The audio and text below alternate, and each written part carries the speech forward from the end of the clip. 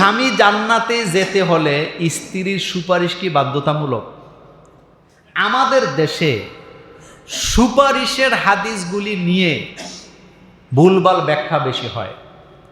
আমরা অনেকে মনে করি রাসূল সাল্লাল্লাহু আলাইহি ওয়াসাল্লাম হাসরের মাঠে আমাকে সুপারিশ করবে, আমি জান্নাতে চলে যাব। আর এই ক্ষেত্রে ম্যাক্সিমাম লোকে মনে করে রাসূল সাল্লাল্লাহু আলাইহি ওয়াসাল্লাম ইচ্ছা মতো সুপারিশ করবেন। এটা ভুল। রাসূল সাল্লাল্লাহু আলাইহি ওয়াসাল্লামের হাতে আল্লাহ পাক একটা লিস্ট দিবেন। কি দিবে? কি দিবে? যে আপনি এই এই লোকগুলাকে সুপারিশ করে জান্নাতে নিয়ে যান। কথা বোধহয় এখনো বুঝেন নাই। লিস্টটা দিবে কে? আল্লাহ। রাসূল সাল্লাল্লাহু আলাইহি ওয়াসাল্লাম সুপারিশ করবে। হাউজে কাউসারের পানি যখন পান করানো হবে, সবাই দলে দলে সেখানে যাবে, কিন্তু সবাইকে পানি পান করতে পারবে? রাসূল কিন্তু সবাইকে পানি খাওয়াইতে চাইবেন, কিন্তু আল্লাহ পাক করাতে দিবেন না। তাদের আর রাসূল সাল্লাল্লাহু আলাইহি ওয়াসাল্লামের মাঝখানে কি দিবে? পর্দা দিবে। রাসূল তখন বলবে, আল্লাহ এরাও তো আমার উম্মত, এদেরকে আমি পানি পান করাবো। আল্লাহর ফেরেশতারা বলবে, না, এরা আপনার উম্মত না, এরা নকল উম্মত। আপনি আসার পরে তারা ইসলামকে ধ্বংস করছে, ইসলামের মধ্যে নতুন কিছু আবিষ্কার করছে, এরা শিরিক করছে, এরা বেদাত করছে, এরা ইসলামকে বাড়াইছে, ইসলামকে কমাইছে, সুতরাং তারা আপনার উম্মত হতে পারে না। সেম কথা। মান যাল্লাযী ইয়াশফাউ ইনদাহু ইল্লা বিইজনি। আল্লাহ পাক বলেন, এমন কে আছে যে আল্লাহর হুকুম ছাড়া আল্লাহর সামনে সুপারিশ করতে পারে? এমন ক্ষমতা কারো নাই। সুতরাং স্বামী স্ত্রী হাসরের মাঠে কে কোন দিকে যাবে, ওই যে কয় না যে দুনিয়াতেও তুমি আখেরাতেও তুমি, ঠেলার চড়ে কে কোন দিকে যাবেন খুঁজে পাওয়ার কোনো সুযোগ নেই। এই আবেগ হাসরের মাঠে কাজ দিবে না।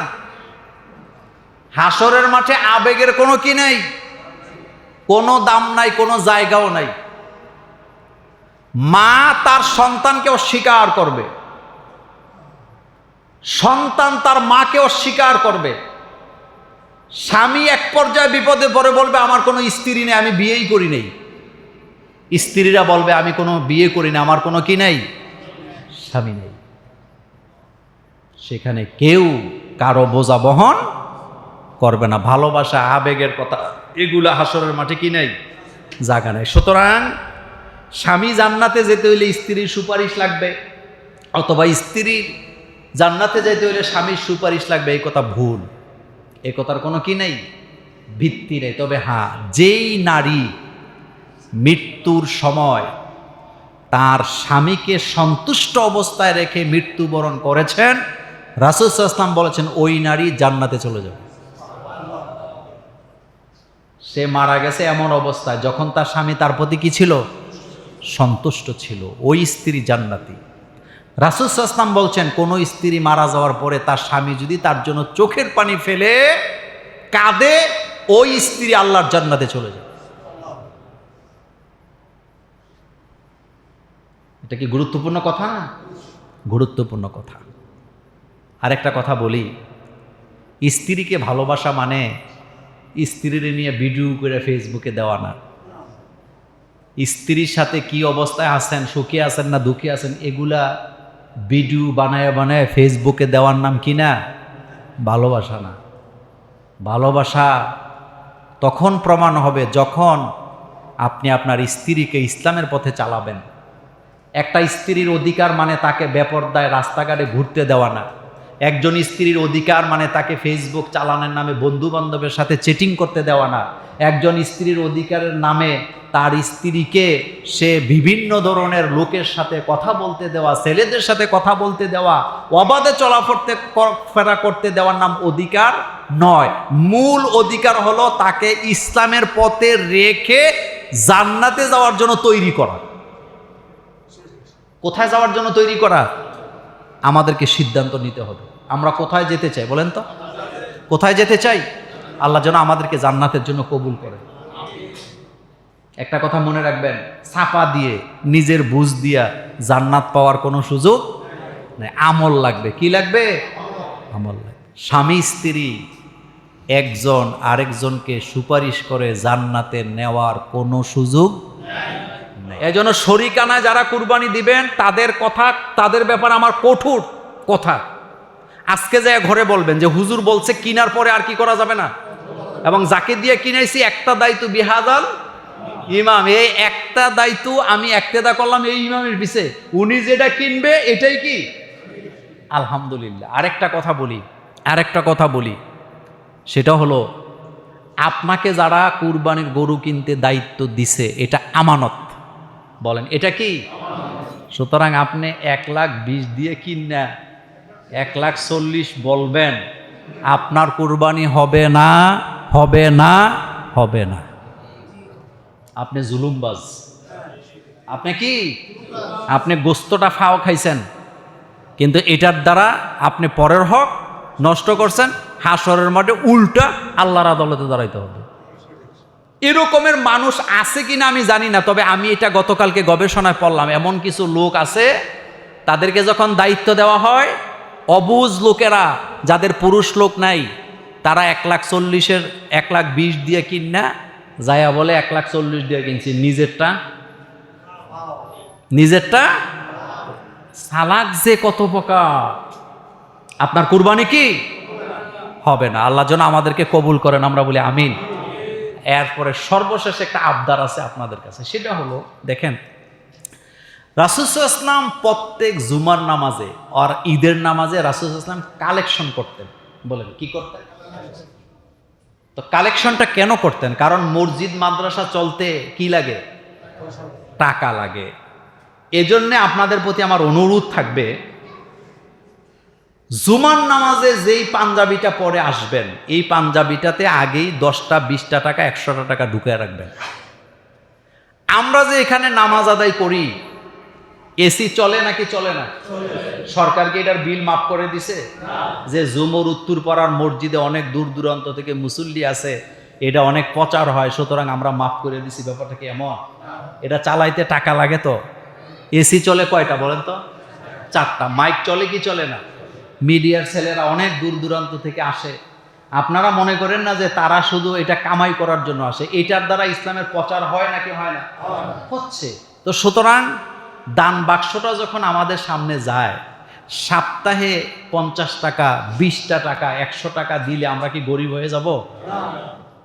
আমাকে গত জুমায় যেই কথা তারা বলছে, আমি খুব কষ্ট পাইছি যে এত পরিশ্রম করি, আপনি মনে করেন এটা অহংকার করতেছে, এটা নেটে যাওয়ার দরকার না, এটা কেটে দিবা।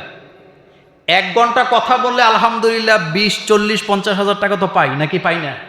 কিন্তু আপনার এখানে আমি এই যে কষ্ট করতেছি, গবেষণা করে কথা বলতেছি, কোনোদিন টাকা আপনাদের কাছে চাইছি? কমিটি বলতে পারবে? জিজ্ঞেস করেন, কোনোদিন টাকা চাইছি বা বলছি আমার এত টাকা দিতে হবে? কখনো না, বলিনি, বলবো না। কিন্তু মসজিদটা যেন সুন্দরভাবে চলে, এখানে ইমাম আছে, এখানে কারেন্ট বিল আছে, আসেনি? এজন্য আমরা আমাদের পকেটের মধ্যে যার যা তৌফিক আছে, অন্তত 20 টাকা যদি দেই, তাহলে মাসে কত? 100 টাকা। কিন্তু আপনি কি জানেন, রাসূল সাল্লাল্লাহু আলাইহি ওয়াসাল্লামকে প্রশ্ন করা হয়েছে, রাসূল, মা বাপের কবরের আযাব বন্ধ হয় কি কারণে? অর্থাৎ আমার মা বাপ কবরে আছে, আমি তাদের জন্য কি আমল করলে তাদের কবর আযাব বন্ধ হবে? রাসূল বললেন, সন্তান যখন দান করে মা বাপের কবর আযাব বন্ধ হয়।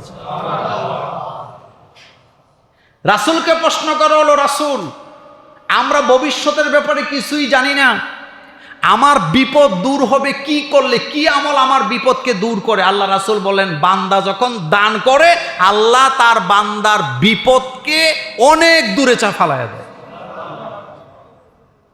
কি করলে বিপদ দূরে যায়? কি করলে মা বাপের কবর আযাব বন্ধ হয়? দান করলে। সেজন্য প্রত্যেক, আপনার বাপ, আপনার মা, আমার বাপ, আমার মা আমাকে একটা বাড়ি দিয়ে গেছে না, একটা থাকার জায়গা দিছে না, আমাকে জন্ম দিয়ে গেছে না, আমাকে লালন পালন করে গেছে না, তা আমি এত অকৃতজ্ঞ কেন হব যে তাদের জন্য অন্তত জুমার দিনে একটু দান সদাকা করতে পারবো না? আরেকটা হলো, জুমুরের মসজিদ এটা কি একটা মহল্লার মসজিদ না এটা আন্তর্জাতিক মসজিদ? বলেন, জোরে বলেন, এটা কি মসজিদ?